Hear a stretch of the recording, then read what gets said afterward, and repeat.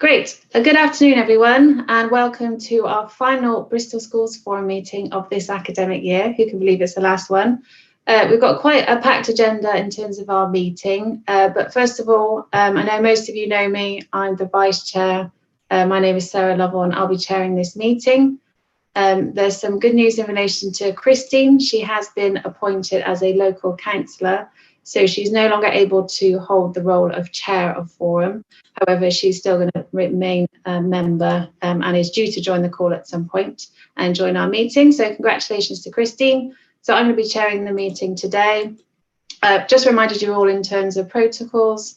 So as I mentioned, if you've got any questions, if we could wait to the end of each section that we go through on the agenda to raise your hand or to ask any questions at particular points, I'll invite people to do so. Okay. So just taking us through to the agenda. So Karina sent out an invite to forum members in relation to running a process for chair.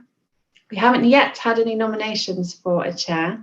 So what we're going to suggest is that we hold that until September and look at the process again. All right. So moving on to the next agenda item. Over to you, Karina, in terms of standing business, please. I've had apologies from Karen Brown and a new member, Liz Townend. The meeting is quorate. So new members, there's Liz Townend from the Bristol Diocese, Rebecca Watkin, who's here, she's a special school rep. Also to report a resignation, Gary Mayer is retiring in the summer, so this will be his last meeting.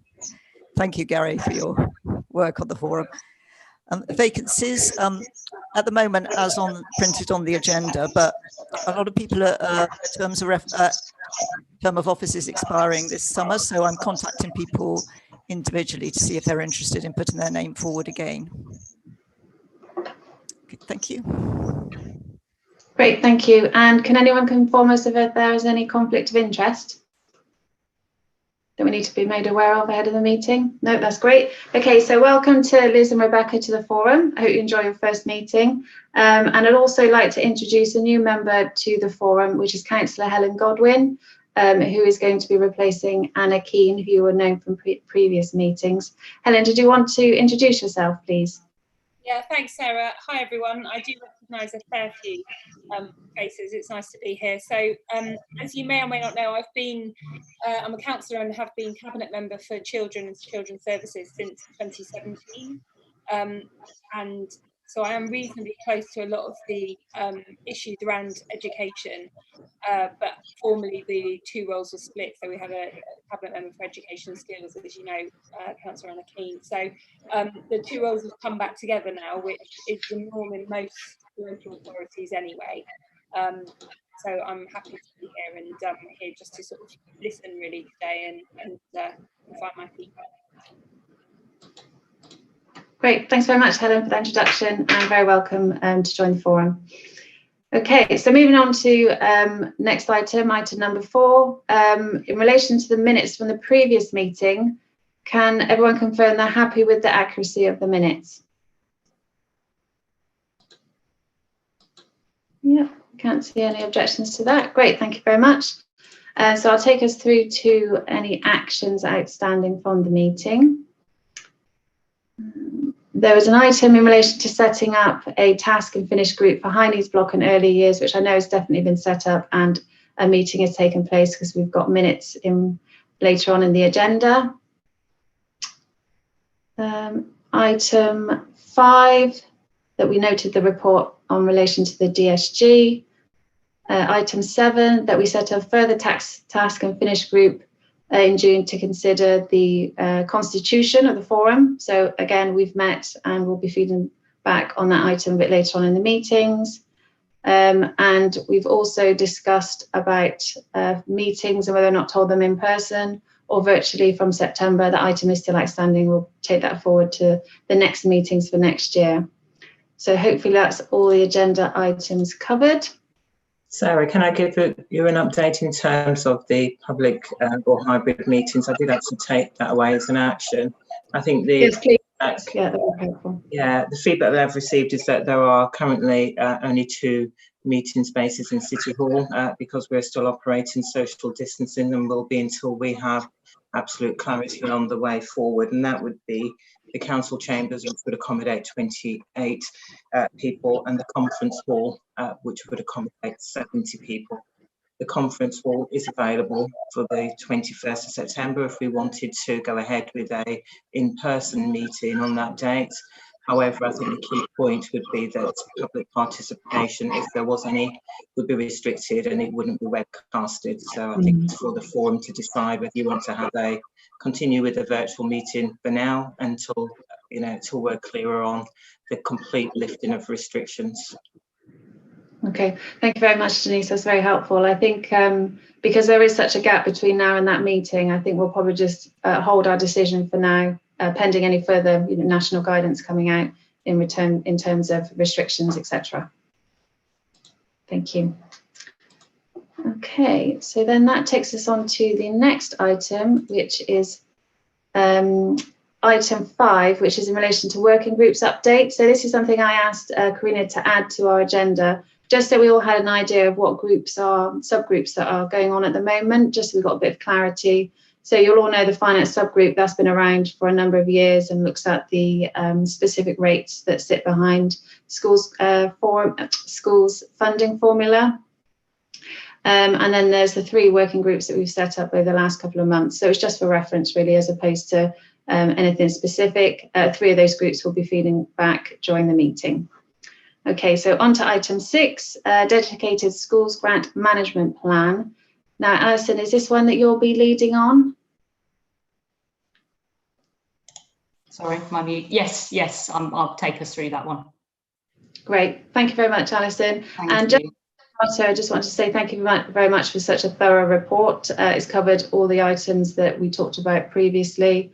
And I know there is some significant detail in there, so thank you and I appreciate that. Just want to highlight to the forum that our role is very much to focus on some of the financial elements within the plan and to support the council in the co-production programme in relation to support as much as it is about challenge. So over to you, Alison, to go through that item. Thanks, Sarah. So just a little bit, as Sarah said, there's a lot of information in the pack and a lot of appendices, both for this item and the next item. So I'm not anticipating everybody has read every word. So just to give you a little bit of background and to sort of move us forward in terms of where we are now and where we're heading to. So as we know, the plan is required. It is a requirement set out by the DfE, as Bristol has an overall deficit within the DSG account. So the new information here is that we're not required to submit the actual DSG management plan to the DfE. So we had a recent meeting with the ESFA who confirmed this and advised that we continue to develop the plan in partnership with Schools Forum, in spite of the fact we don't need to formally submit it. And really that's about understanding and managing our pressures. So this copy that you have is the first iteration, and what this does is it shows the baseline position. So this is no way a finished plan, and it's being presented with that in mind. So in terms of forecasts that you have within the plan, the forecast that you're looking at is the do nothing position. So if we carried on with the current spend in the current areas, didn't deliver any changes to the system, no interventions, no improvement programmes, then what we're predicting in that finance spreadsheet is that the deficit would increase to 70 million by 2024. So that's the absolute sort of, do nothing at all. So, but it's important to also say, in terms of that do nothing position, it's still very much a best guess. So there's going to be ongoing analysis that's needed. However, it gives a really good basis for us in terms of where to start. I also just wanted to make it really clear that this isn't a savings plan. So we're undertaking, obviously, a number of different improvements, and you'll be close to those through some of the areas that we've already reported. and a number of different initiatives to very much focus on delivering better outcomes and best value. And it's that best value element that's really important. Now, those programmes and initiatives, the majority of those are captured within the written statement of action, which is obviously the response to the inspection, the wider education transformation programme, which is obviously funded through the high needs block funding, and then the capital investment programme. So the aim is for the plan to be dynamic. So this isn't a static document that we finish at any point in time. So over the coming year, what we'll be doing is adding information and new benchmarking data to the plan and new financial data to the plan. So an example of where we would update the plan is the outcome of the SEN2 return, which is the national return on special educational needs statistics for each local authority. So that isn't currently sort of built into that. That enables us to benchmark against other local authorities, national and local and regional trends in data.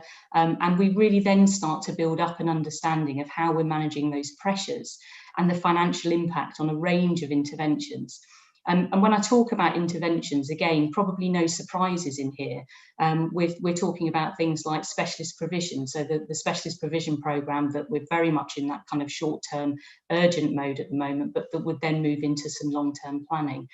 Top-up funding is another element of that, looking and working with the early years sector, workforce development, and then of course the alternative learning review, which I'll come on to talk about in the next agenda item.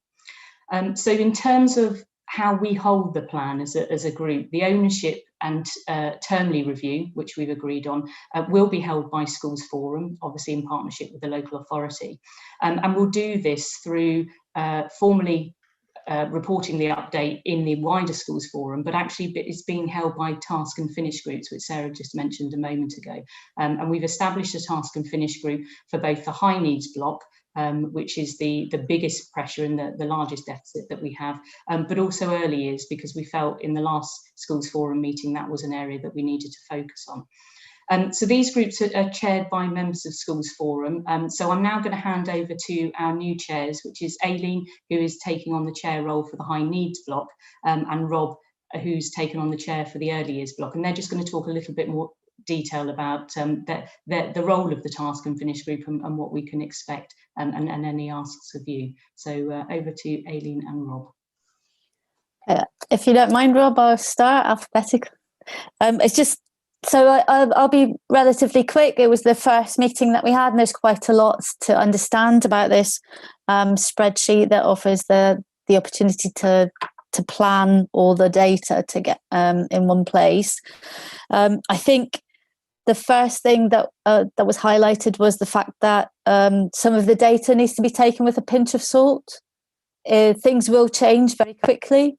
So I understand the need to say, you know, we're looking at a 70 million deficit, but actually some of the figures that's based on are very likely to change with further scrutiny and updates on the plan.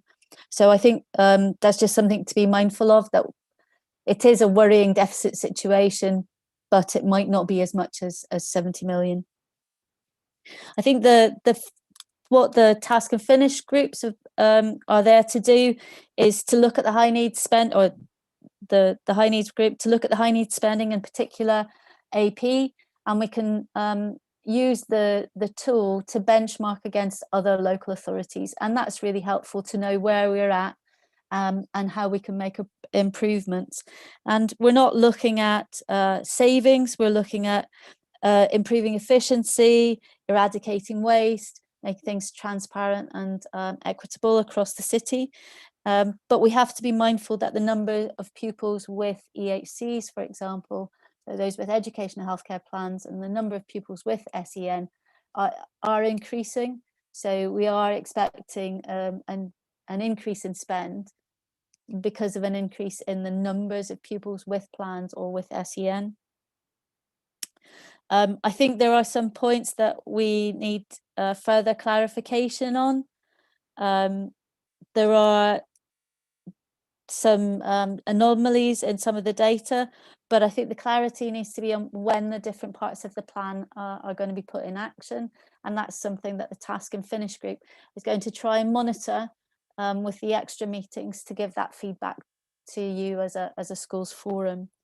I see the position of the task and finish groups to be asking the questions, supporting the local authority and making their answers understandable for forum, and to make sure that when we come to forum that the questions that you have are being answered. So I've asked if maybe perhaps Corinna can collate any questions to go into the high needs task and finish group, that we can then, you know, if you send questions to Corinna, she can pass to the group, and then we can go through so that the answers are really clear when it comes to forum next time. I think that's all. It's very general, but that's all we've got to say for the first part. But I'll hand over to Rob, and I'm sure he'll have some clarity on early years for you. Thanks, Aileen. And as you said, it's a very complex position, and the first meeting of our task and finish group was really around the terms of reference and what we'd hope to achieve as a group, rather than starting to review the data and the modelling, which we'll do over the next few sessions. But at the first meeting, we also considered the context in which we're operating in early years. We need to consider not only the position in relation to high needs, but also to the core funding model that we're really struggling with, because there simply is insufficient grant funding from government to provide financially sustainable early years provision based on our current models of formula allocations with our current pupil numbers, our current staffing structures. And that's true across the maintained and the PBI early years sectors. There simply isn't enough pupil funding to avoid quite significant restructuring of provision. And despite the repeated warm words from government, nothing much changes except for our costs, to be honest. So the local authority has set up some working groups that are currently working with maintained nurseries to identify models of provision that might be sustainable. And that very much has the support of heads and governors in early years settings. And so the early years task and finish group recognises that our work on the DSG management plan and that work on nursery sustainability, although it's being undertaken by separate groups, has quite common financial and educational goals, and will need to work very closely together. Specifically on a high needs element, some local authorities fund early years SEND from the high needs block, but in Bristol that impacts directly on the early years block. The DSG management plan that you've got in your papers sets out, I think on page 19, some specific early years strategies that have been chiefly drafted by officers, and the task and finish group is keen to input to those strategies, be involved in the monitoring and the evaluation of them, so that we can develop them and co-produce them to ensure they're meeting the needs of our settings and more importantly, the young people in our settings as well. So in our next meeting in term 6, we're hopefully going to be looking at some of those interventions in more detail and the impact that they might have moving forward. As Aileen said, any questions or points you'd like to feed back to the early years task group, very welcome to myself or to Simon, who's on Schools Forum as well. So please do get in touch if there's things that you think that we should specifically be focusing on within that task and finish group as well. Thank you.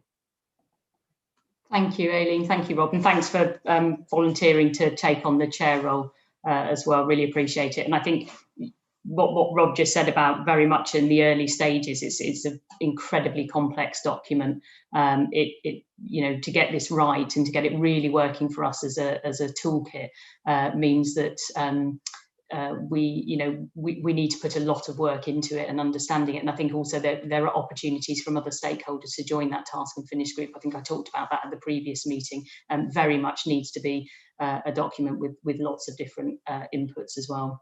So that will be developed. Just to say, as before we open the floor to questions, a couple of colleagues have joined me for this session who are also part of the task and finish group, and it's useful for them to be to join Schools Forum for this discussion. So I've got Richard Hanks, who's Head of Service for School Partnerships, and part of his remit includes early years, so he's doing a lot of the work that Rob just described with our settings, and also Rachel Pryor, who's our Head of Service for Inclusion, and obviously has alternative learning as part of her portfolio. So those two colleagues will be joining and will chip in if needed. Thanks, Sarah. Great, thanks very much, Alison. So in terms of the paper itself, the recommendations that we're asked to pursue are that we're noting the plan, that we're noting that it's the initial iteration, and I think all three parties have confirmed that this is the first stage, and we'll be getting our next iteration in September. And that we need any sort of feedback in relation to additional stakeholder engagement, and if we've got any feedback in terms of the plan itself. So it's not for us to approve, it's more for us to add comment, support any questions that we might have. So initially, I think task and finish groups sounds like they've done a really good job so far in terms of how that's been set up. So thank you very much for Aileen, Rob, and those people on that group in terms of what you've done so far. And I definitely support any questions being raised to those individuals to take forward to those groups in term 6. But I'll pause there, and has anyone got any questions? Please either raise your Zoom hand or your actual hand. Simon, I can see you first. Over to you, please. It's a more general question around the process of the DSG management plan, which, as you say, it's not a savings plan. It's a very complex document that involves a lot of different stakeholders and integrated working and all the rest of it. But maybe it's a bit of a simplistic question, but if it's not a savings plan and there's a projected £70 million deficit in 4 years' time, at what point do the savings come? So, or is it, and if it doesn't actually have to be submitted, so say next year is £20 million, is that just submitted to the DFE and they say okay? Or do we actually, do you know what I mean? How does it actually work in terms of, you know, like to understand as a layperson, really, in that sense? If I went to the bank and said, look, you know, I'm sorry, I'm going to owe you 20 million quid in 3 years, they might just say, well, no, you can't do that. I mean, how does this process actually work?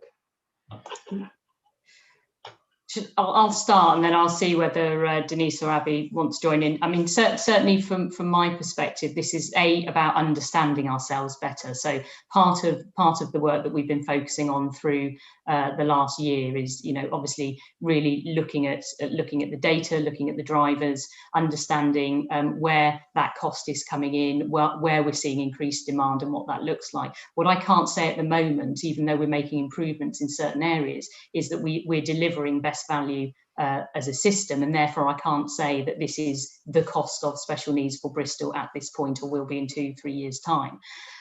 However, you know, what we can't do is sort of keep going up and up and up without having really good understanding as to what's driving them.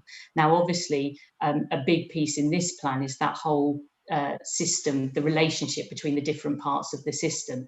So when we start resolving some of those, that will invariably have an impact on cost. It might be an increased impact, or it might be a decreased impact. So that will probably alter where we're spending money and possibly how much we're spending. So from my perspective, it's really about understanding the impact of that system reform, of that improvement across the system, that means we are able to deliver, and it costs X amount to deliver. So we should start seeing some of those areas levelling out, potentially coming down, not because we're saying we need to cut X amount from this, but because we're doing something differently. You know, early intervention is an example that have prevented those costs from escalating. So it's about levelling it out and plateauing, I suppose, and then looking at what can bring some of those costs down if we can. Thanks. Okay, are there any other thoughts or comments, questions?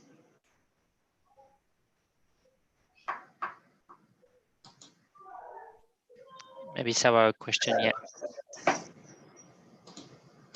Oh, yes, please. Sarah, yeah. Yeah, Sajid, yes, please. Maybe one question, because so thanks for the report. I think it's, of course, the first time we're seeing this, and I think lots of data that we need to continue and digest. But a lot of this is also to do the benchmarking with other LA. So is it something that we already engage in, that visibility of what the plan from the other LA, or are we as advanced as the other LA, or what's the situation there? Yeah, good question, because I think that benchmarking and really understanding ourselves, but understanding ourselves in the context of what's happening regionally, and for us obviously with core cities and other local authorities with our statistical neighbours, is a really important part of this. So as I said, one of the key pieces of information that has just been released is the SEND2 data. So that's every local authority submits their SEND data under a number of different headings, and then we get some really clear benchmarking in terms of how our performance compares, what we're seeing in terms of demand, decrease in certain areas, and so on. So that piece has definitely got to be worked through and captured in the plan. We're also able to work regionally, so officers are part of regional groups that look at various elements in terms of SEND specifically, but also early years networks as well. So we can start feeding in that understanding of what other local authorities have done in order to manage costs, deliver more efficiently, deliver better outcomes. So there's a lot of different networks, and obviously as part of the written statement of action, we were connected to other local authorities in terms of best practice as well. So all of that is sort of reflected in what we've already captured in the plan, but also needs to be, just like the document, very live and ongoing.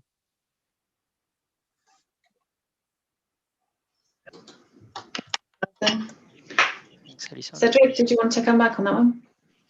No, thank you for that, because I think for me it's ensuring that we've got as much visibility we can of the other locality, and as you say, that there's a network where this will be shared to have an integrated approach across different LA. So yeah, no, that's fine. Thanks, Sarah. Okay, great, thank you. Anyone else? Okay, so I think just hearing from the feedback more generally, I think, as Cedric said, it's a lot of information to digest. So I think at the next iteration, if we're able to provide the right level of detail for forum members to be able to digest and then able to comment on, I think would be helpful, please, Alison. And also from Eileen's suggestion a suggestion in relation to milestones and timelines.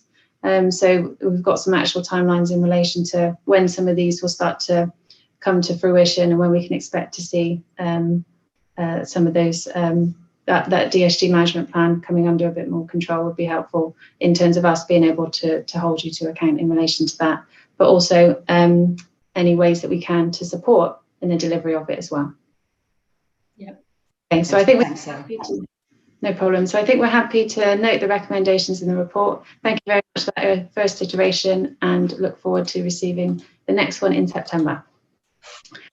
Great. Okay, so that then moves us on to the next item, which is the outcome of the review of the alternative learning provisions. Please, Alison, I think that one's over to you.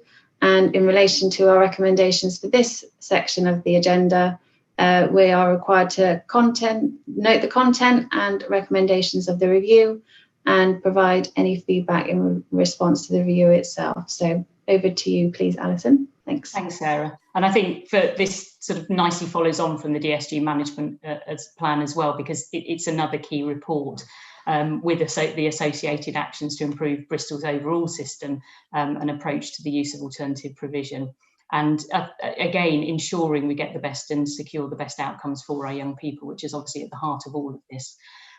Just in terms of the report itself, it's a comprehensive report, and again, apologies for the sort of weight of documents in this particular forum, but it is a report that I really welcome. It makes it very clear what's going well, what the issues are, and what we can do to address these. And it's something that clarity I always welcome, because we are obviously on an improvement journey in Bristol. So although I'm introducing this to you as a separate item for today's forum, going forwards, I actually suspect much of the finance will come under the DSG management plan reporting, and we'll try and make it explicit, obviously, which elements of this, as Aileen has already said, speaks to the alternative learning review. So similarly to the DSG, the wider out statement of action, is also what you've got. and the progress against that is very much on the non-financial progress against that, and that will be reported through the current SEND governance arrangement. So there'll be another governance route to look in more detail at the plan more broadly. So similar to the DSG plan, the action plan is very much a draft. We're not presenting it as a finished document. It'll be developed more fully over the coming months.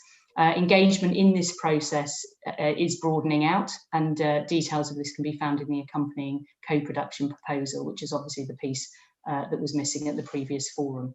So just in terms of the areas related to Schools Forum's role, and Sarah mentioned this earlier as well, it's been agreed that we'll focus on sufficiency and finance, but you obviously have the full report and plan for further information should you want it. So just in terms of the papers that you have, the summary paper outlines the recommendations from the report, and in these areas it's followed by the summary of the suggested responses. So again, just remembering the actions that you're looking at now are very much a work in progress. So in terms of key elements to address with regard to sufficiency, obviously, again, you've got the details to refer to, but these really relate to placements and packages of support. And that includes commissioning arrangements as well, which is being a piece of work that's being undertaken by the Children's Commissioning team. So the wider strategic place planning will be included as part of that longer term sufficiency planning. So when we think about the sufficiency, this needs to be very much part of it, including mainstream, specialist and alternative. And that long-term plan, work on that will start to commence in September.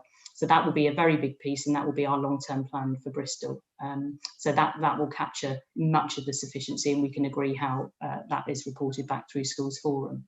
So I think for where we are at the moment in terms of alternative provision, obviously they are part of our sector, a bit like early years, that have been really negatively impacted by COVID in terms of funding and under occupancy. And there's a real uncertainty about the type of demand we're likely to see and any potential increase in demand post-COVID. So we need to make sure that the modelling that we need to start is in place to understand that long-term need, and I don't think we're not in a position to really do that modelling at the moment, as we wait to see, as I say, what happens to that demand post-COVID, and particularly from September.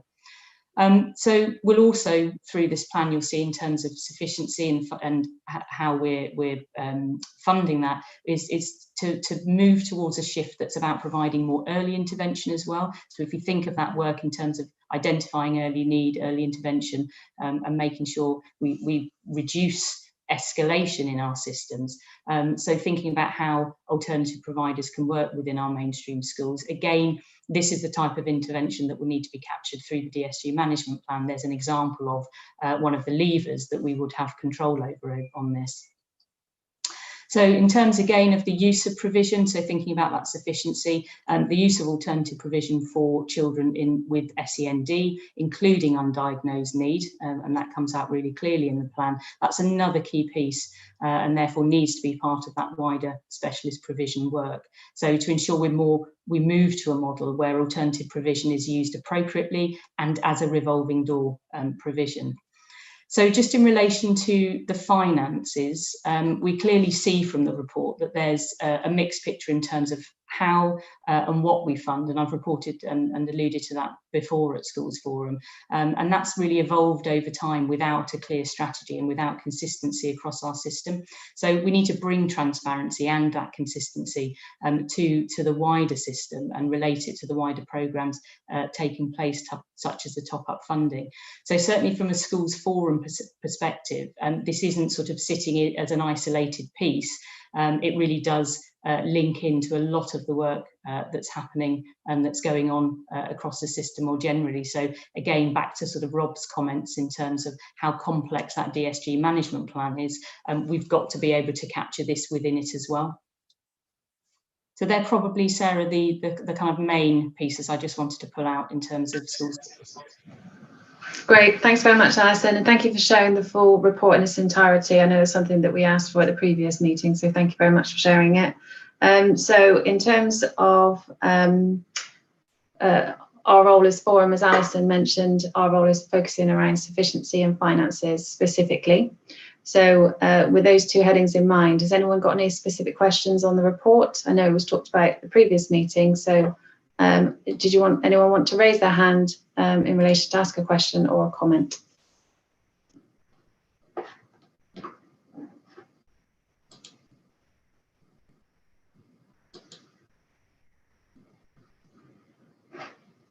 All quiet so far.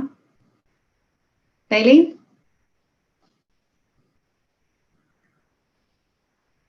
Oh, you're on mute, Aileen. Yay. Is it working now? Yes, thank you. So I think one of the things that came out in the report is the use of AP to and Alison's already mentioned the fact that there's a lack of specialist places. So I think it's just to be mindful that while we talk about a much overuse of AP within the city, there's also a dearth of special places in some areas in the city, and we've got a lack of spaces. There are some pupils at the moment who should be in special school but are in alternative provision. So I think that just it doesn't quite balance each other out, but I think it's worth being mindful of where the spend sits and where it actually should sit, and that's quite clear in the AP review, and it's just for something for Forum to be mindful of. Yeah, I think that's a really good point, because actually the way that funding is reimbursed is different as well. And again, back to that best value element of it, as well as the fact it might not be the most appropriate long-term provision. And so as we start sort of delivering more under the specialist provision, the two really will start overlapping, and we should be able to move away from placing children with special educational needs in that provision as you say, as an alternative to specialist provision, and actually it's used as a more appropriately in terms of that revolving door piece. So really good point in terms of the balance out for the finances.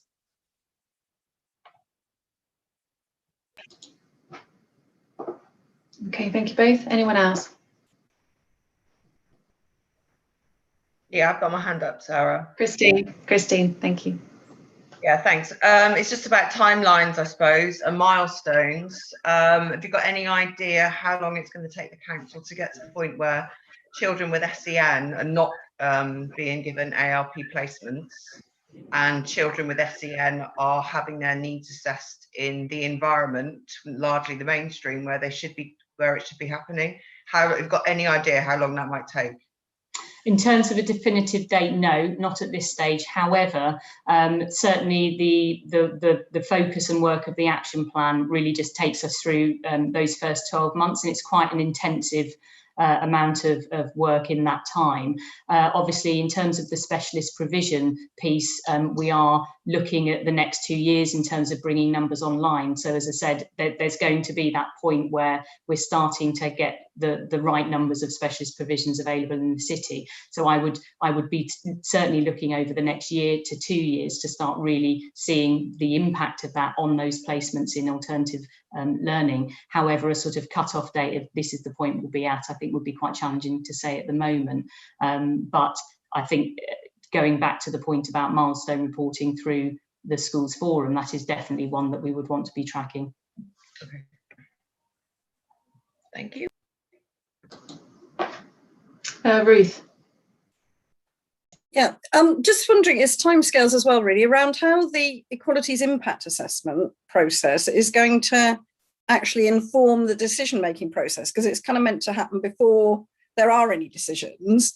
And we've got sort of a bit of information already in the draft equalities impact assessment. But what it doesn't include, as far as I can see, is a lot of consultation with community groups that are involved. It's got consultation with other people, but how are we going to be consulting with, for example, Black and Asian and minority ethnic communities where there's overrepresentation, or with disabled adults where there's overrepresentation? And how are we going to make sure that what they say, which is the real lived experience of people who've been through the system, actually does inform the decision making rather than it's something afterwards? Yeah, and a really good point, Ruth. And it's exactly why what's come out in the action plan is very much a draft. So there's been some co-production, particularly thinking about leadership. It's been to some of the core groups, but it is very much officer-led at the moment. So that co-production document, which is really about the commitment of building up the actions and agreeing what the outcome looks like and doing that together, is the piece of work that will be happening over the next 12 months. So we'll be building it and making that decisions ongoing. It's why the equality impact assessment is not complete, because that has to run along parallel to that, so that as we get that input from our communities, from our young people, we're able to then reflect that in the decision making, and again have a very live equality impact going on at the same time for all of those different elements, rather than a sort of static document that we feel we've done now, because we just wouldn't be in a position to put the right information in at this stage. So I think again with this one and the DSG management plan, it's very much about building it and developing it as we move forward, but being very transparent in that process. So as well as the comments of the young people, it will include adults with particular characteristics who've been through the system, who can kind of reflect back on it and see how it affected their paths and what worked and what didn't work. Because I think that's where we learn most, is talking to the people who've been through it. And I think we sometimes forget to do that. We talk to parents and carers, or we talk to young people, but we don't talk to, the people who've been through the process. Yeah, that's exactly the ambition that we would want to be reflecting. So again, as you said, the lived experience really feeding into those. Great, thank you all. Anyone else?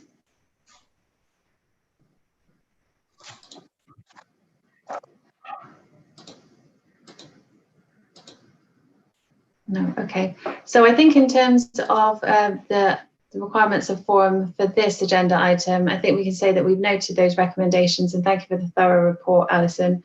You mentioned that a more condensed version of it will be included in the management response plan going forward. So I think that would be welcomed, but also conscious this is something that forum have discussed several times, so probably a bit more detail in relation to the timelines and how we progress in those would be very welcome. Also understand the challenges around understanding sufficiency requirements for September because of the pandemic is also a challenge, and I think we definitely all welcome some transparency and consistency around funding for ALPs. So full support in terms of those approaches.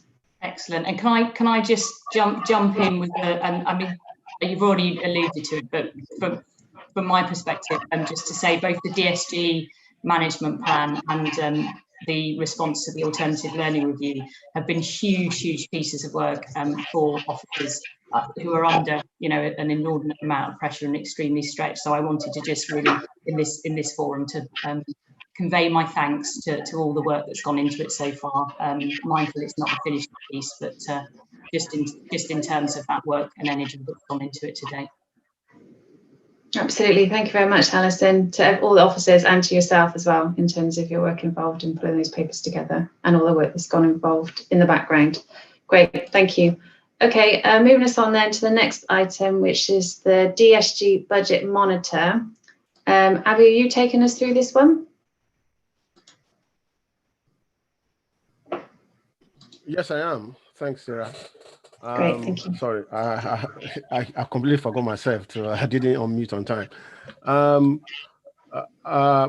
The report that starts from page 131, I think, is the provisional, and that's the word to use, the provisional DSG outturn for last financial year, 2020-2021, as well as some of the schools' balances, the outcome on schools' balances, for 2020-21 as well. So the report is in, although they are combined together, but actually they are presenting two different information. On the provisional outturn, the table at page 132, which is table 1, summarized the provisional outturn at the end of last year, and that showed that in here we have a deficit of 7.1 million, which is actually better in terms of the report we presented at the last meeting. Which was the result at the end of period 9, is moved favorably by 1.48 million. But all in all, 7.1 million deficit is quite significant. And that means if we add that to our deficit at the end of last year, means the deficit that we're starting this current financial year with is roughly about 10 million pounds. This will become significant because when we met with representative of DFE, the last information they had regarding Bristol is that our deficit is 2.9 million. And that, according to them, is not hitting their big trigger yet relative to, because as a percentage of our overall DSG is still about, it's less than 1%. But 10 million will hit about 3%. That will be over 3%, nearly 4% of our overall DSG for coming years. And I'm sure that that will present, we'll be getting a few more calls and possibly invite to meetings with representative of DFE. This also,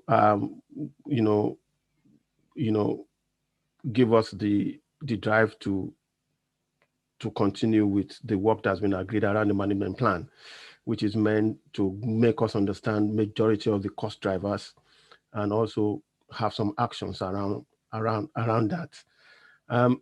Moving on quickly, if you see table 1 show that high needs block is still the major area where we are having overspend. And in the last financial year, we overspent by 9.1 million in year, and adding that to 3.5 million means the high needs block alone is overspending by nearly 12.7 million. Majority of the other blocks of DSG are actually underspending. So that's why the overall deficit is 7.1, and that our overall DSG is that our overall cumulative DSG is over 10 million. Running quickly through the areas that are underspending, and then we'll come to the high needs block at some point. Schools block is underspending by, in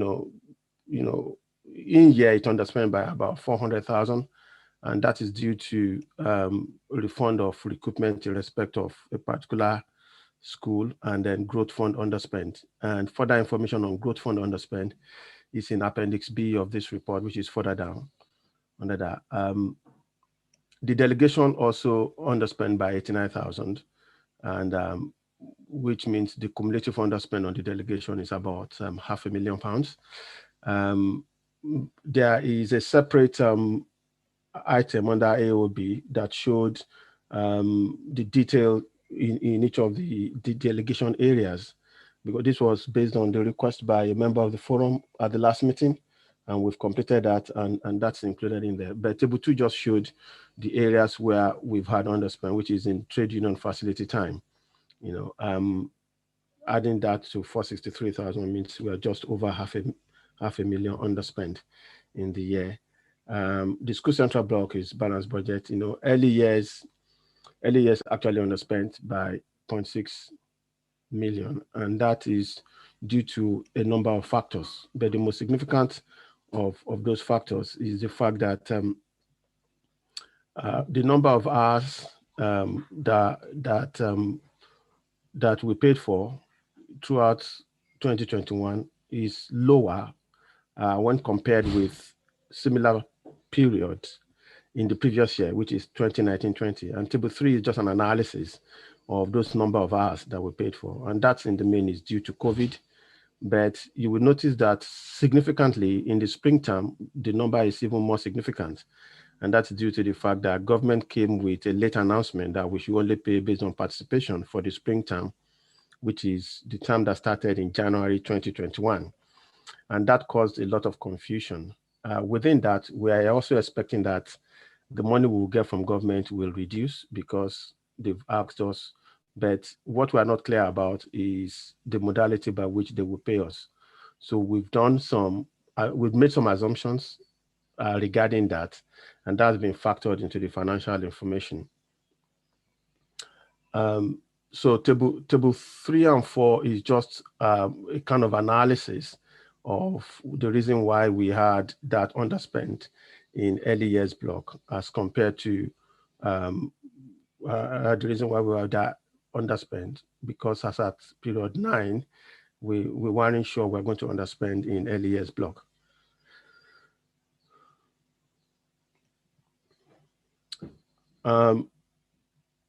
I think the other area that underspend, I just quickly want to jump from early years block into the education transformation, which is on page 136. Due to COVID, a lot of the initiatives that we expected to undertake, we didn't start them in good time, and therefore the schools forum, out of the money that was given to us of nearly 1.4 million, we are only able to spend about 560,000 of that, which gives us an underspend. And that money is not lost. We've sort of, the way we've accounted for it is to ring-fence it and carry it forward into this year and to augment the 1.4 million that we've been allocated again for this year, which is the top slice of the schools block, to support the transformation program. So that money, we're not subsuming it into the overall DSG, although the table 1 might appear as if we are, but it's just for reporting purposes. It's been separately identified, and we are carrying that forward, into the current financial year. So if I may just quickly move back up to high needs block, where majority of the overspend is. I want members to read this by looking at the appendices further down. But the most crucial thing is that the high needs block is not unique, and is not just unique to Bristol. It's a national issue, and a lot of local authorities are grappling with this, and it affects different authorities in different ways. But not minding that our overspend is still at 9.1 million is quite significant. The major area of pressure that we've seen in the system is actually in top-ups payment for mainstream schools, special schools, and other local authorities, ALP and PRUs. And that's account for 7.4 million of this 9 million overspend, and I've just mentioned other areas of pressure in there. Talking about top-ups in itself, that's looking at paragraph 412, is the fact that we've seen an increase of 324 pupils when compared to, when we compare March 2021 to April 2020, which is the beginning of the year. But most importantly is the fact that, in addition to the fact that we've seen an increase in the number of pupils, what we've equally seen is that the banding at which we are funding those increase, the pupils generally, the increase is coming in at the more expensive, higher cost banding. So if you look at appendices C and D below, that gives you further information regarding how the movement in banding, what that is showing us.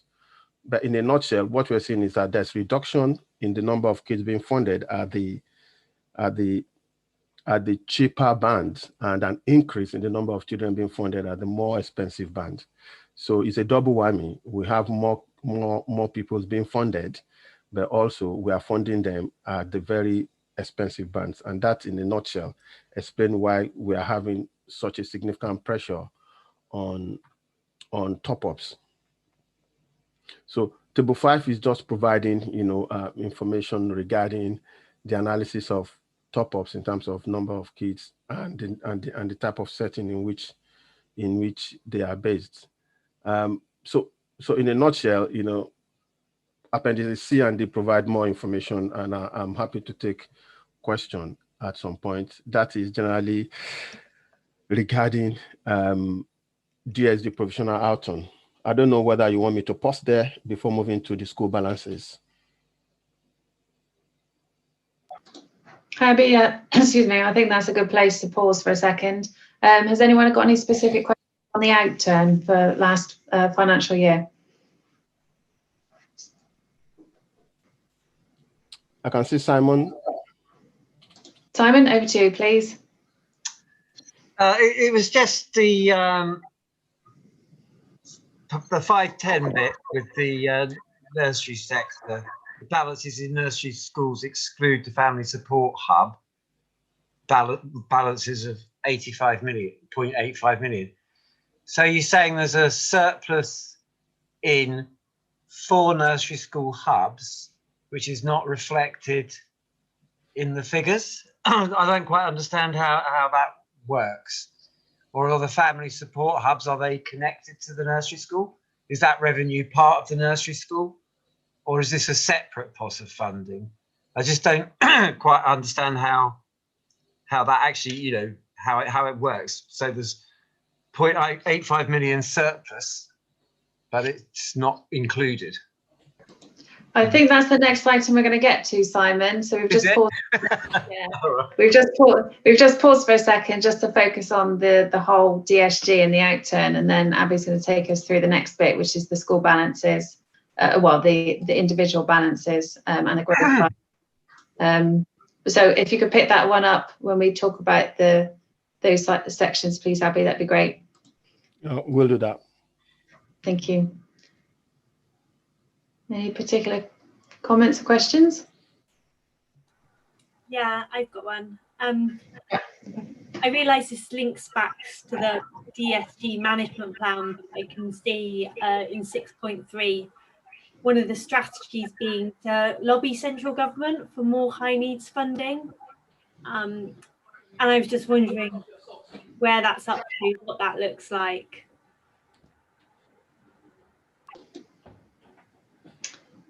Alison, did you want to answer that Yeah, one? I can come. It's pretty much ongoing, to be honest. So there's various groups that, again, we're in regionally and meetings with the DFE through the regional schools model, and also finance colleagues are in groups around core cities. And so there's been a lot of different sort of points at which we've either verbally or formally escalated this. And it's not a new issue for us, and it's something that Bristol will have been doing for a number of years.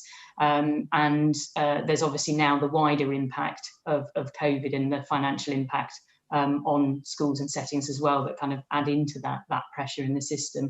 I don't know, Denise, did you want to add any? Yes, I was just going to say that we will, it's a continuous process, as Alison had indicated, that we will continually make representation. A key anchor will be the forthcoming spending review, which again we'll be submitting some evidence base, and hopefully we can possibly support that with some case studies and a little bit more details to try and get either a specific allocation or announcement in the spending review, or a larger piece of the pie that recognises the challenges that we have within the education sector. So I think that was something that we'll be working on as well in the coming months, actually. Okay, thank you. I think spending review keeps moving, doesn't it? Do you know when the date is for it? Yes, well, it will be this year. It was generally around September, prior to the autumn, where they then have to do the actual financial settlement. So we are still expecting the spending review. We're just not clear whether it will be a 1 year or a multi-year review at this stage. But I think what we're trying to do is put together representations. We're having roundtable meetings, and we're obviously engaged in those wherever possible. And education shortfall in funding, not just in high needs, but also early years and a few other areas are high on our agenda, and we're picking those up as part of those dialogues that we're having with governments. Okay, thank you. Okay, thank you all. I think we can also note that it's a national issue, isn't it? And it's something that the government has been consulting on, and they have put more money into the blocks, but it's still not sufficient enough to meet need. And it's happening in a lot of local authorities, so it's not just the Bristol issue. But thank you for raising that, Rebecca. Any other questions on the outturn itself? Yep, I've got a question, Sarah. Okay, yep. Christine, yeah. Abby, you say that it's high. Can you give us some indication of where relatively it is, kind of at a national level and at a kind of similar city level? Because you're talking about numbers as opposed to and some percentages at a local level. Can you give us any indication about what a similar kind of local, a similar local authority that's also 9 million over this year? As a percentage. Therefore, before Abby responds, is that every authority will be in the position of doing their outturn, so you don't have comparative data as yet. I think what we are hearing across the board is that actually there has been a significant increase in high needs spend across every authority as a result of COVID partly, but also just in terms of needs. So until we have the outturn from every authority, or at least the indicative provisional outturns, we can't do the comparator. But I think in terms of comparing to where they were prior year could be done, but it's not going to give you the type of information that you really need. We need to sort of do the baseline, is where is everybody now as a result of the year that we've just had and the increases that we've had, and then looking at Bristol's position in comparison to those, because that will be the position that the DfE will take. They will be having discussions with those that are the largest, and I know that some of them are in the 20-30 millions as well. And I think you would have also noted, Christine, that there has been 4 authorities that have had their deficits written off by the DfE, and those were, I think collectively were over £100 million. So it sort of shows that there were over £25 million each, or that sort of figure prior to the write-off. So that's the type of comparison I think we can give at the moment. But as soon as we get the outturn, we'll be able to give you a lot more details once everyone has published their outturn. Okay, yeah, I think that would be a really useful piece of information to have. Thank you. Yeah, I think Christine, thanks, Dennis, for that response. You've actually took the words out of my mouth. But in addition to that is the fact that different local authorities are not at the same place in the SEND journey. So from my understanding, Bristol, we are unique in respect that firstly we are possibly slightly behind the curve, behind the national curve. But most importantly is the fact that we've had this judicial review of SEND, and that has necessitated a written statement of action. We've had, Ofsted inspection of the SEND services, and these are things that will be driving some of the actions and some of the decisions that are being made by officers and schools regarding SEND and how and that will then translate to funding. So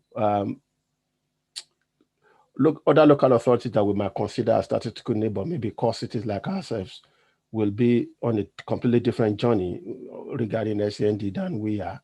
And even when their result is known, probably will be slightly different from ours. Great, thank you. Yeah, I appreciate that. But I'm not sure that the DfE will. And so I suppose if and when that position arises, the question is what else or who else get involved in this in order to make sure that Bristol is being heard and we're getting the resources into the places in our city where it's needed for our children's education. But thank you, yeah. Yeah, as part of the lobby nationally, we met with officers of the department, I think it was last month, it is Alison. And part of the thing that we agreed is we'll keep our leg in the door and we'll continuously engage with them, on a regular basis. So although they were not at that meeting, they specifically told us that they didn't expect us to submit the management plan. And I asked them, what will be submitted? Do you have any problem with that? And they said no. And they are willing to work with us in terms of, things that we need to do so that all these issues are at their forefront, when the time comes to start looking at funding and a few other things. Sarah, can I just come in just on one final point? So I think Christine is correct in some points, in that that we do need to think longer term about how we can turn this curve, and there will be different voices. So we have to also consider the views of the external auditors, and they are concerned about the position. It was mentioned in our, in the statement to the accounts for last year. It will be picked up again, and the external auditors are also making their voices heard in terms of what they see as an unsustainable position for local authorities taking forward such significant deficits in their sort of DSGs, etc. as well. So we're hoping that their voice will also lend some weight to government having to make some decisions in terms of how they will deal with the legacy historic deficits as well. But there will need to be some clear change in direction going forward, because again, like we say, we only have the ability to continue with the deficits for a defined period. It's what we have the ability to have a statutory override, which means we can carry a deficit that comes to an end. And so government will need to make a very clear decision and communicate that to all local authorities in terms of how they are anticipating that we move forward with this scale of the legacy deficits that many of us have. And we will need to agree the position with our external auditors. So there will be other voices other than our own. So Christine is correct in terms of, we need to think about what is going to be a sustainable approach over the medium and long term. Thank you, Denise. Thank you, Abby. That was really helpful in terms of understanding the national and local context, and any support that the forum can provide in being another voice. I'm sure we're happy to put, whatever that is required in terms of letters or support for any lobbying. We'd definitely be there to support with that. So I think we recognise it as a forum that perhaps we're not the worst in terms of debt when compared to the local authorities, but nonetheless is still £10 million. And as Denise has quite rightly said, it is a concern for the council, it's a concern for us, because it's the funding that supports our pupils, and we need to make sure that it's being managed appropriately, and we've got a good plan to get it back in place, which is why the DSG management plan is so important, and our support in making sure that it can be delivered is really vital. So thank you very much, Abby, for going through that section of the report. If you could complete the other two sections for us, please, that'd be great. Yeah, thanks, Sarah. So going to individual school balances now, and I think at some point I will attend to Simon's question, while going through this. At the beginning of the last financial year, which is at the end of March 2020, the overall school balances stands at just over £8 million, and at the end of the last financial year, which is end of March this year, that has the overall balance is now standing at 5.8 million. So the surplus that we've got in our schools, so that negative sign is a surplus, has reduced by 2.2 million, and that in the main is due to a number of factors. The majority of which the fact that of that 2.2 million reduction in balances, nearly 2 million of it is in nursery schools, and we'll come to that at later on in the report. And also special schools have 844,000.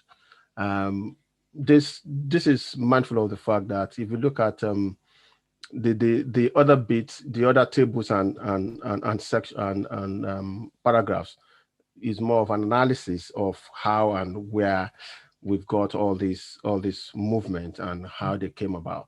So that's on the revenue side. On the capital side, our capital balances have increased slightly by about 400,000 to nearly 3.3 to over 3.5 million. So there's enough capital within the school system, to undertake some capital some capital works. So moving further down, what I've provided there are the highlights of the areas where the school sectors where we are seeing deficit. If you look at the nursery sector, at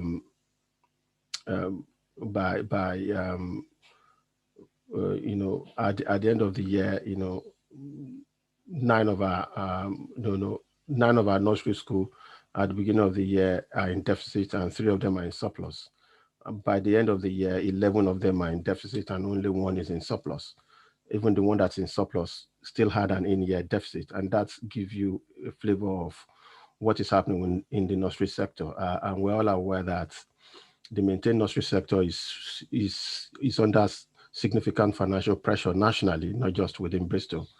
because of the way they are being funded and because of the implementation of national funding formula, the early years national funding formula, which doesn't support majority of their costs as we know it. It's also important to know that we have 2 schools converted to academies during the year, and those 2 schools between them, they took away surplus balances of nearly £1 million. That is the requirement of the law, and we have to abide by it. We cannot hold that money back. Specifically talking about Simon's question in terms of Family Support Hub, which I think is 5.10 that you refer to.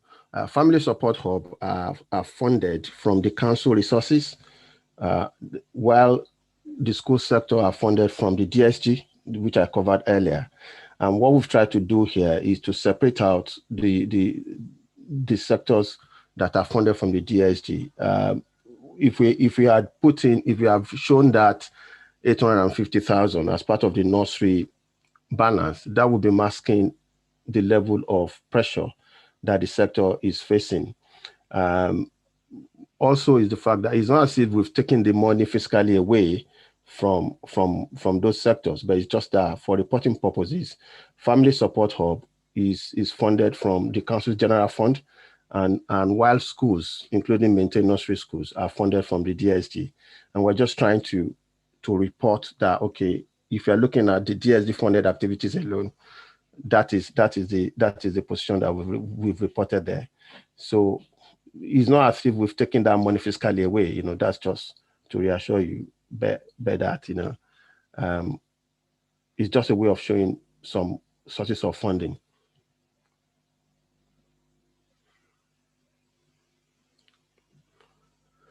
So the rest of the paper is about DSG deficit, but I'm happy if there are any other questions or queries regarding school balances. I'm more than happy to talk to them. Thanks, Abby. Has anyone got any questions? Christine? Yeah, thank you. I got a question about the, did you say it was just under £1 million from 2 maintained schools that became academies?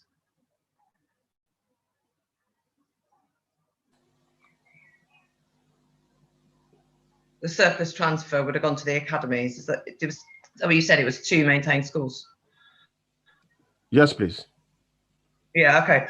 I just need to. So, I want to make a comment about that. I think around so that everybody understands what happens when a local authority maintained school becomes an academy. If it's got a deficit, then the local authority picks that up. If it's got a surplus, it goes into the academy chain. And £1 million, almost £1 million that the local authority needs to pick up comes out of the budget that the local authority has. And I'm asking about I suppose what I'm asking is, what consideration has been given to the percentages that local authority maintained schools are allowed to carry over as surpluses, and whether there's any consideration about reducing that? I think you're trying to refer to balance control mechanism, where some local authorities have put in place some tools to ensure that schools are actually spending money that is earmarked each year for education of children, and that there's a limit on the amount of balances they can carry forward from one year to the other. I'm unaware whether that is being implemented in Bristol at this point in time. So I'm not saying it's not, but I'm just saying that I am unaware. And if there are, then we need to revisit that as part of, okay, if we look at the schools that are having surpluses, so majority of our surplus balances is in our primary and secondary, is in our primary schools, and we still have some in special schools. And we need, if we're going to do that, then we need to agree as part of our scheme for financing schools, the mechanism by which each school will reach that trigger, and then how that balance control mechanism will work. It's a controversial thing with a lot of in a lot of local authorities. I mean, for example, I know that some local authorities will insist that if a school is having more than if a secondary school is having more than 5% for secondary schools and 8% for primary school, the excess, the surplus will be clawed back into the school's block generally. So that means surpluses are pegged at particular level, you know, depending on each school. We can undertake the percentage of each school surpluses. For those schools that have got surpluses, we can undertake an exercise to see what is the percentage of their surplus relative to their budget share, and we can share that at some point with the schools forum. I maybe come in and add to that, if that's okay. So Christine is correct. A number of authorities apply a balance control mechanism, and the guidance is 8% and 5%. We don't apply that in Bristol, and couldn't apply that retrospectively. But we are due to consult on a revision to the scheme for financing schools, and it is something that we could pick up as part of that consultation if there was an appetite to do that. The funding is generally clawed back and it's utilised for innovation and ring fence for specific things, whether that's around supporting schools in challenge or specific innovation type funding. But again, we could put that forward as an option when we bring forward the details in terms of the consultation. But it isn't something that we would apply retrospective. It would only be an approach going forward. Yeah, thanks, Dennis. In addition to that, the regulation allow schools to, where I've seen this work very well is schools will be asked why they are carrying forward such a significant balance, and they will be allowed to come up with reasons, whether be they valid or otherwise, and then that will then impact on what decision is made going forward, you know. So yeah, Dennis is quite right there. Okay, brilliant. Thanks, Denise and Abby, and Christine for raising it. I think we can note that we do have a concern around how that's managed and would welcome some suggestions around how to improve that going forward. But Chris, you are in a maintain primary and you've got your hand up, so you may like have a comment to make. Yeah, it was 2 points on there. Firstly, as Denise then mentioned, it's 8% carry forward for primary and 5% for secondary. But any school which has surplus to that has to then allude to, as Abby just mentioned, they have to have a spending plan in place that has to be submitted to the local authority, anything in excess of those amounts. And Denise, I don't know if you can answer this question. Christine mentioned about if a school becomes an academy, the local authority picks up the deficit. Is that where it's should we say a forced academization, or what happens if a school just chooses to join an academy? What happens to that deficit then? Because I would have thought it would be equitable that school has to repay that.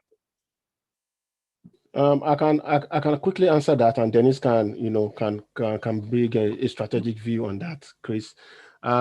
If a school decides to convert to academic status with a deficit, and that can happen, as you've rightly pointed out, under 2 scenarios.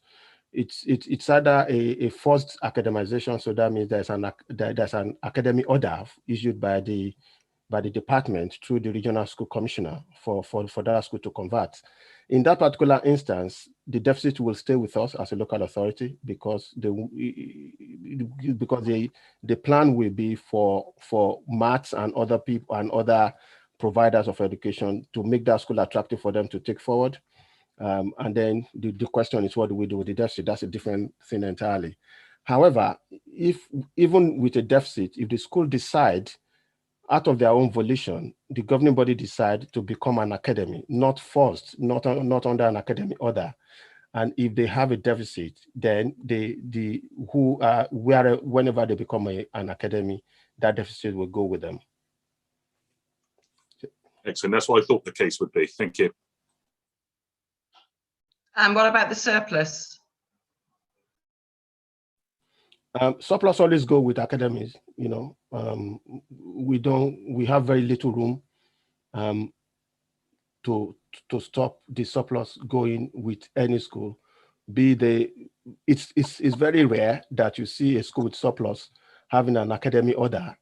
Most of the schools with surpluses tends to be, you know, schools that convert out of their own volition, and they normally take their surplus with them.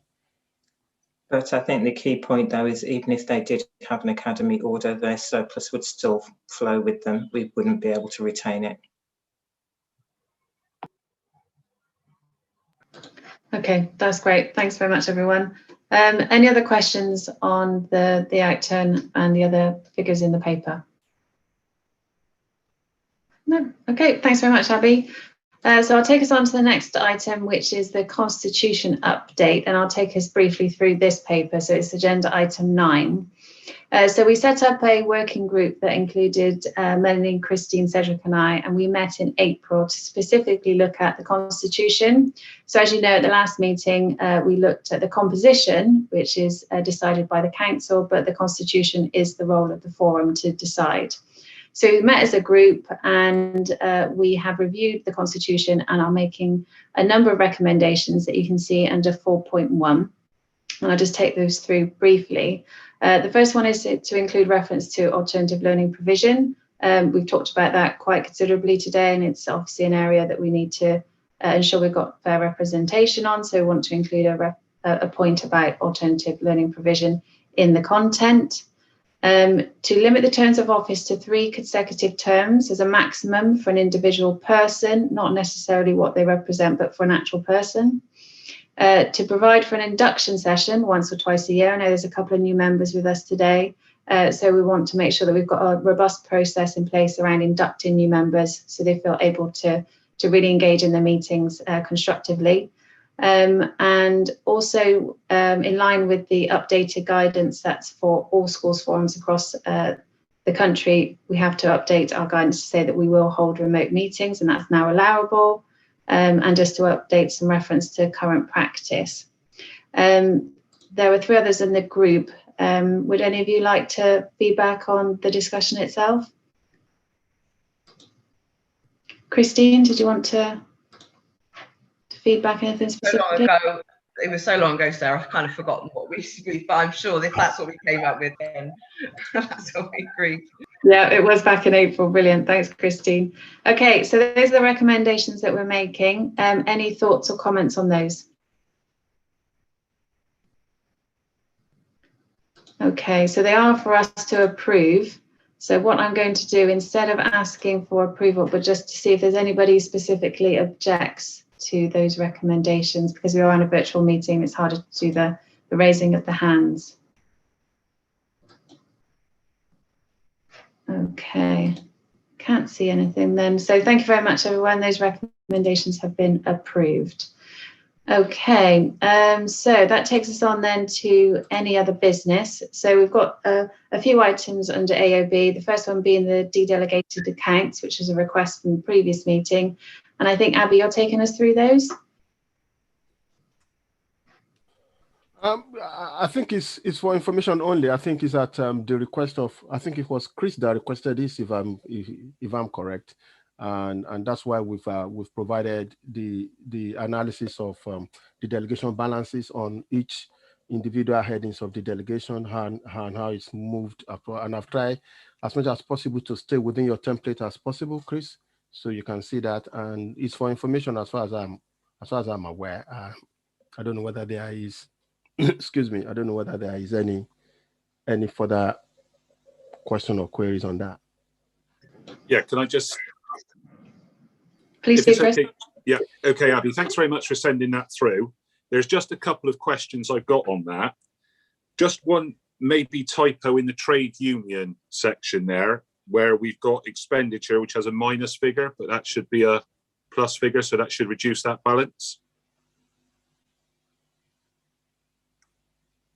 And the other one that I've got a question on is the supply costs, supply cover. So that covers maternity cover for schools. I'm intrigued in the fact that the income and expenditure are exactly the same, based on the fact that there are so many variables within that. I'm surprised that they actually come out with a zero balance, because with the figure being calculated, our contribution of 3117 calculated in November, without knowing pupil numbers, in readiness for the following financial year, I can't see how that income and expenditure can absolutely balance. Yes, I understand your concern, Chris, but the supply cover is an insurance scheme. Therefore, the income which has been allocated to it is more like an insurance premium, you know. So it's an insurance premium rather than a pool fund. Yeah, it's an insurance premium. So that has gone because that's been calculated based on people numbers, and that's the amount that needs to be paid out. Of course, within the insurance scheme, in any year there will be up and down kind of things, but that is maintained separately out of this process, you know. So it's a way of ensuring that schools are not out of pocket as a result of maternity cover. And I know some other authorities have sickness cover as well, and a few other covers, but this is like an insurance cover. So your premium, the income is your premium, and that's what you are going to pay. So and that's the way it works. And there's no staffing costs for anybody managing the scheme who, you know, because we get reimbursed. So is there any like traded costs there that are involved at all? No, there's no cost. There's no traded costs. Can I ask a question about the trade union figures as well, please? Yeah, sure, Rob. I was just going to get to you once Chris had finished his question. I finished that. Thank you. Yeah. Oh, great. Rob, over to you, please. Thanks. The figure of 25,000 is a gross underestimate. It's not even an estimate. It's not even close, because I know for certain my employer has claimed more than that for me alone, and I'm the NASUWT, and the NEU claim more than I do. So wherever that figure's come from, it's not an accurate figure, whether it's minus or plus. And I take Chris's point. It should be an expenditure. So the actual figure, that £224,000, having spoke to Travis today, the actual figure is nearly 80,000.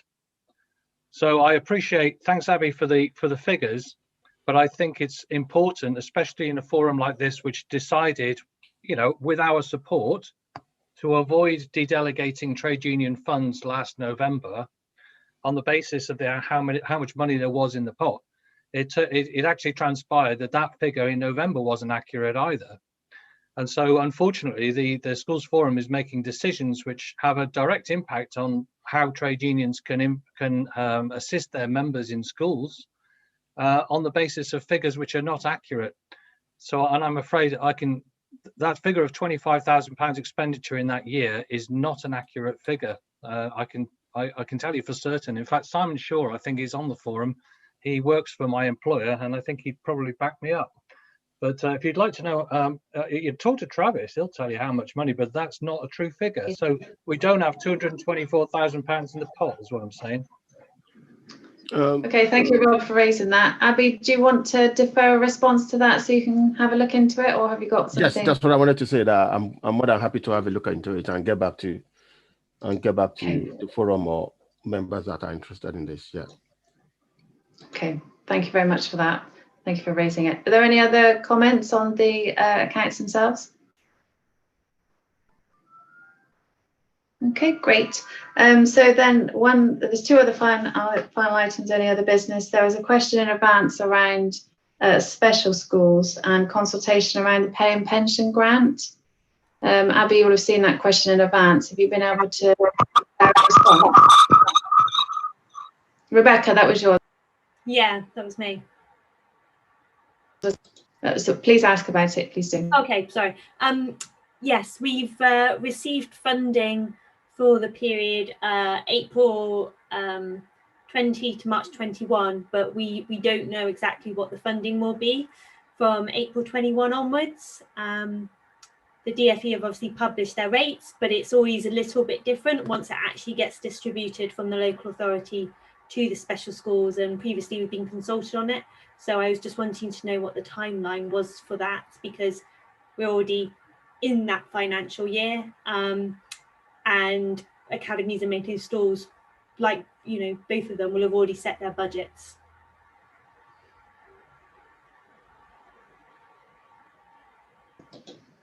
Abby, are you able to pick that one up at all?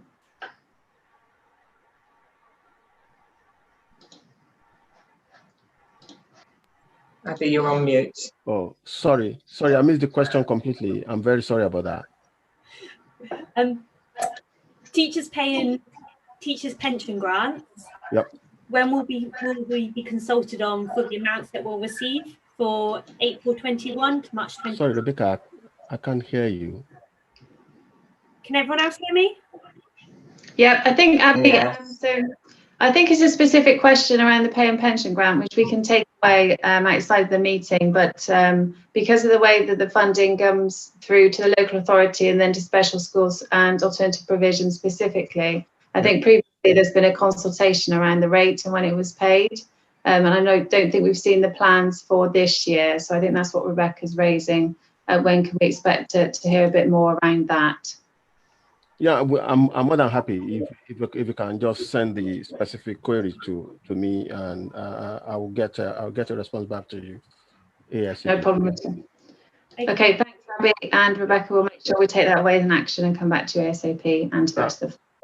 Sarah, can I quickly comment on the trade union thing, because I've just received some information, and that is and this is a very important one, and I know that a lot of union rep on this forum will be helping the schools forum and the school team. I think we have a significant problem as regard collecting the contribution from academies. So the amount that we've shown here as income includes money that includes the amount that's been delegated by maintained schools, as well as the amount that we expect academies to pay into the pot. So over the years, the academy's pot, there's a debt of about 140,000 that is outstanding on that, although we've accounted for all the income as if we've collected it, but some academies have not paid us for whatever reason that may be. So if you take away the 140,000 from the 224, that gives you the 80,000 you spoke about, Rob. So it's not as if the figures is incorrect. It's just the fact that when we look at our income, we've accounted for all money as if we've received it, but we know that included in that 198 is 140,000 that we've not yet received from academies. Yeah, thanks for that, Abby. Yeah, thank you for confirming that. It still doesn't mean that your expenditure figure is wrong. The expenditure figure is wrong. No, expenditure figures may be a combination of other factors that will come back to you. But right, can you send me your email address so we can have a direct conversation rather than talking over everyone else? Yeah, I think we'll take this away as an action, but thank you for that additional context, Abby. We'll take that one away and make sure we respond to that outside of the forum. Thank you all. Okay, is there any items, any other business from anyone else? Okay, I can't see any hands up. So I've got one from me, and the first one is just to reiterate what Karina said at the start of the meeting. So this is Gary's last meeting. You're due to retire at the end of the year. So thank you very much, Gary, in terms of your contribution to the forum over the years. Really appreciate it. And so thank you very much for that.